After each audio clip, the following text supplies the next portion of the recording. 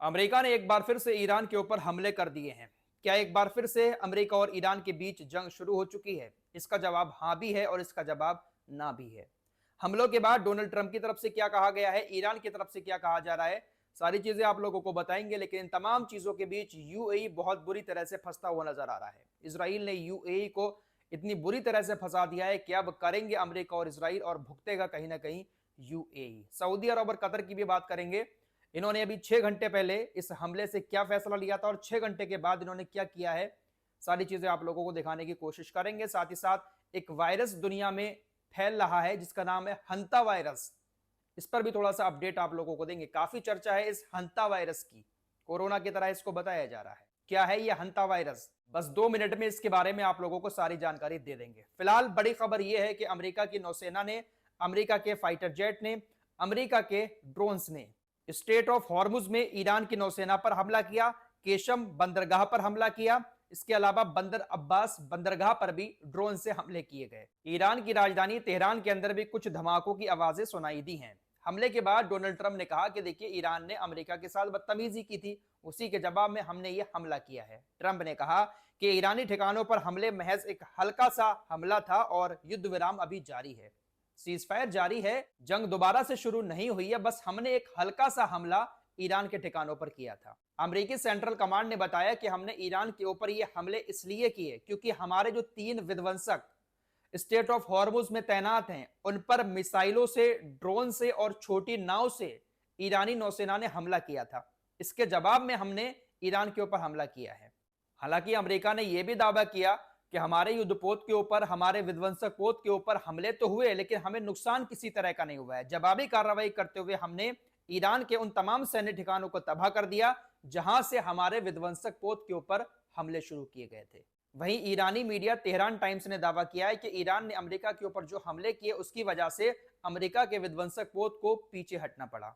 America आरोप लगा रहा है कि ईरान ने पहले हमारे ऊपर हमले किए, उसके बाद हमने ईरान के ऊपर हमला किया, जबकि ईरान ये आरोप लगा रहा है कि सीजफायर का उल्लंघन करते हुए पहले अमेरिका ने हमारे ऊपर हमले किए थे, उसके बाद ही हमने इनके विध्वंसक पोत पर हमले किए।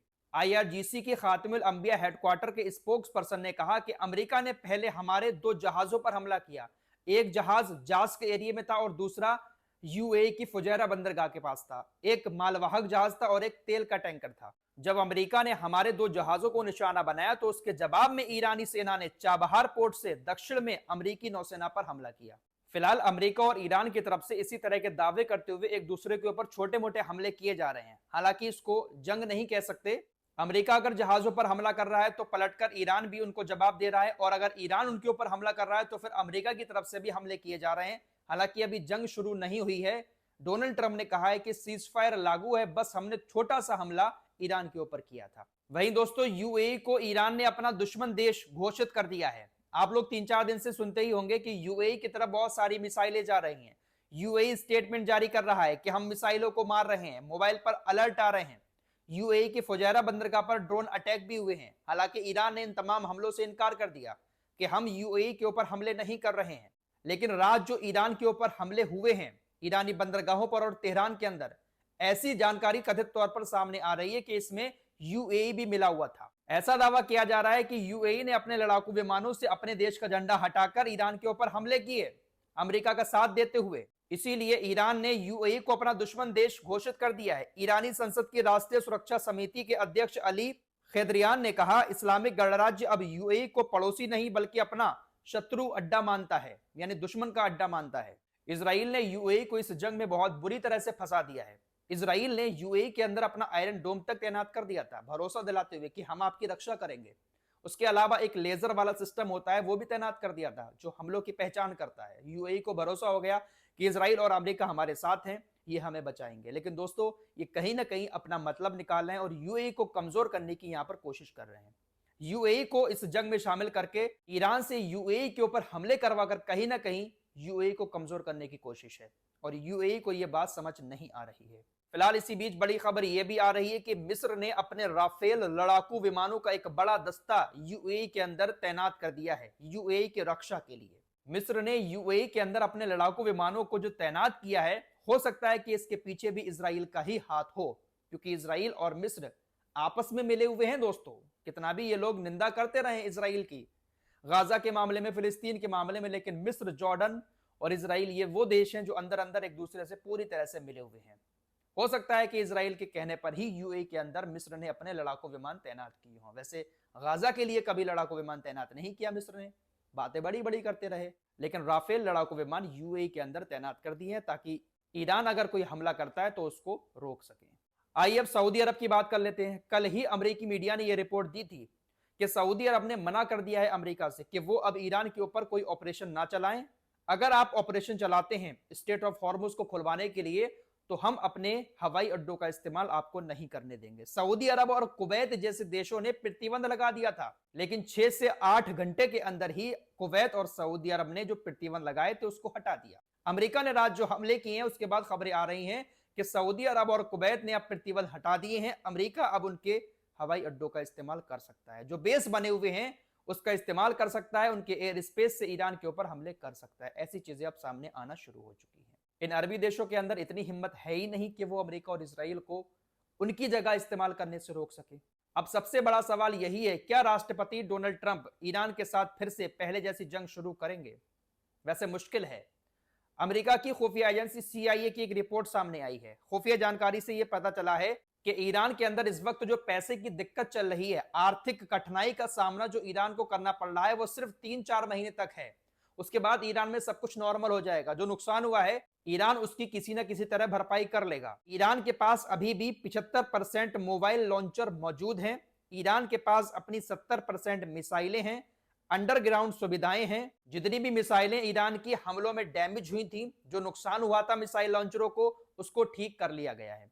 वॉशिंगटन पोस्ट ने CIA के हवाले से खुफिया जानकारी जो आई थी उसके हवाले से ये रिपोर्ट छापी है। अमेरिकी मीडिया की तरफ से लगातार इस बात का दावा किया जा रहा है कि ईरान कमजोर नहीं हुआ है, बल्कि उनको जो नुकसान हुआ था उन्होंने उसकी भरपाई कर ली है और अभी भी बहुत सारी मिसाइलें ईरान के पास मौजूद हैं। जबकि हकीकत यह है कि मिडिल ईस्ट में अमेरिका के बहुत सारे अड्डे तबाह हो चुके हैं। बहुत बड़ा नुकसान मिडिल ईस्ट में अमेरिका को हो चुका है, इसलिए अमेरिका पहले जैसी जंग शायद ईरान के साथ शुरू ना करे। लेकिन ये जो हमले हुए हैं ईरान के ऊपर, हो सकता है कि इसका पलटवार ईरान की तरफ से किया जाए।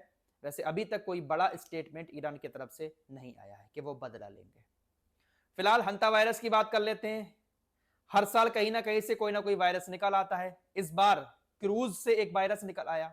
दरअसल अटलांटिक महासागर में एक क्रूज शिप पर हंता वायरस के कुछ केस सामने आए। WHO की तरफ से जानकारी दी गई कि अब तक क्रूज शिप पर तकरीबन 8 हंता वायरस के मामले सामने आ चुके हैं। 8 में से 3 लोगों की मौत हो चुकी है। 5 लोगों के अंदर हंता वायरस के लक्षण पाए गए हैं। WHO के मुताबिक ये जो वायरस फैल रहा है ये एंडीज वायरस है। ये हंता वायरस की एक ऐसी दुर्लभ प्रजाति है जो सीमित रूप से इंसानों के बीच भी फैल सकती है। ये हंता वायरस है क्या? दरअसल ये हंता वायरस जो संक्रमित चूहे होते हैं उनसे फैलता है। बीमार चूहों से ये फैलता है और उनके संपर्क में कोई शख्स आ जाता है या वो किसी खाने में मुंह डाल देते हैं, कोई संक्रमित चूहा, बीमार चूहा कोई चीज खा लेता है, वही चीज इंसान खा ले, तो इन सारी चीजों के जरिए इंसान के शरीर में यह हंता वायरस पहुंच जाता है। क्रूज शिप पर इसी तरह से तकरीबन 8 लोगों में हंता वायरस पाया गया। शायद क्रूज पर चूहे होंगे, चूहों से हंता वायरस फैला और 3 लोगों की मौत की खबर भी है। WHO ने कहा है कि जो लोग क्रूज पर हैं अभी, सबसे पहले हमें उनकी देखभाल करनी होगी, क्योंकि वो लोग अगर इधर उधर चले गए और उनके अंदर लक्षण हुए तो इंसानों से इंसानों में यह हंता वायरस फैल सकता है। अब इसके लक्षण क्या है? लक्षण वही सर्दी, खांसी, जुकाम, तेज बुखार आना, मांसपेशियों में दर्द होना, कभी कभी लीवर में पानी भी हो जाता है जिससे इंसान की मौत हो जाती है। तो यही सारे वायरस के लक्षण हैं। फिलहाल ये संक्रमित चूहों से फैलता है और ये जो वायरस है वो किसी इंसान को हो जाता है तो दूसरे इंसान में भी फैल सकता है। फिलहाल WHO ने कहा है कि ज्यादा परेशान होने वाली बात नहीं है, एक बड़ी आपदा के तौर पर इसको नहीं देखा गया है, लेकिन फिर भी एहतियात बरतने की बात कही जा रही है। इस रिपोर्ट में इतना ही। कुछ और खबरों के साथ फिर हाजिर होंगे। अपना ख्याल रखिएगा। अल्लाह हाफिज।